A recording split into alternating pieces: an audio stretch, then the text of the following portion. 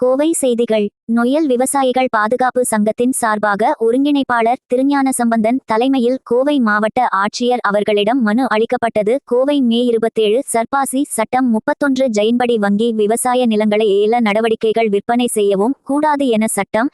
சர்பாசி சட்டத்தை தவறாக பயன்படுத்தி திருப்பூர் மற்றும் கோவை மாவட்டத்தில் வங்கி மேலாளர்கள், ரெக்கவரி ஏஜென்சிகள், ரியல் எஸ்டேட் மாபியா கும்பல்களென்றும் விவசாயிகளின் தெரிவித்தனர். கோவை செய்தியாளர்.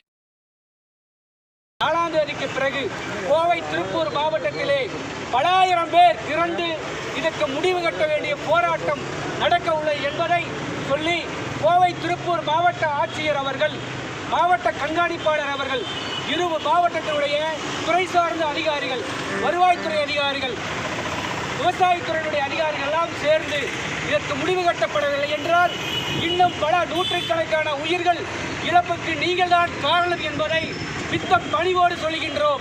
இதற்கு முடிவு கட்டவில்லை என்றால் போராட்டத்தில் களத்தில் இறங்கி உயிரை துச்சமென மதித்து போராடுவதற்கு தயாராக உள்ளோம் என்பதை சொல்கின்றோம். எங்களுடைய நிலங்கள் பறிவாகின்ற பொழுது நாங்கள் வேடிக்கை பார்த்துக் கொண்டிருக்க முடியுமா?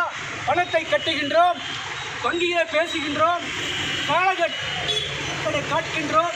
அதையெல்லாம் மறுத்து இந்த ரெக்கவரி ஏஜென்சியினர், குறிப்பாக Sai recovery agency, lemon associate Kandasamy, அதே ஒன்று ஸ்டார் ரெக்கவரி ஏஜென்சிஸ் ஆறுமுகம், இதெல்லாம் அடியாட்களை வைத்து மிரட்டி இந்த குடும்பங்களுடைய சொத்துக்களை எல்லாம் பறித்துள்ளனர், அச்சப்படுத்தியுள்ளனர். பலாயிரம் குடும்பங்கள் இன்று பல்லடம், சோமனூர், அவினாசி, மங்களம், சூலூர், அன்னூர் போன்ற பகுதியிலே இன்று வாழ வழியின்றி, உணவுக்கும் கூட வணிகின்றி, அப்படி நல்ல விவசாய குடும்பங்கள் எல்லாம், வாழ்ந்த குடும்பங்கள் எல்லாம் நடுத்தறிவில் இருக்கின்றார்கள். எனவே மரியாதைக்குரிய மத்திய அரசும் மாநில அரசும், மரியாதைக்குரிய மாண்புமிகு தமிழக முதல்வர் அவர்கள் இதிலே சிறப்பு கவனத்தை எடுத்து கோவை, திருப்பூர், ஈரோடு மாவட்ட